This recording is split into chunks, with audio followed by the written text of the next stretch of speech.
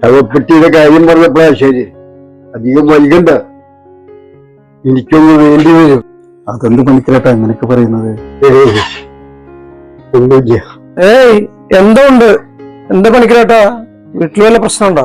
എന്താ മക്കള് വല്ല പ്രശ്നം ഉണ്ടാക്കിയോ? മക്കള് മാത്രല്ല, എല്ലാവരും ഉണ്ട്. അവനും കൂട്ടിക്കുക അവരുടെ കൂടെ. എന്താ പണിക്കരേട്ടാ?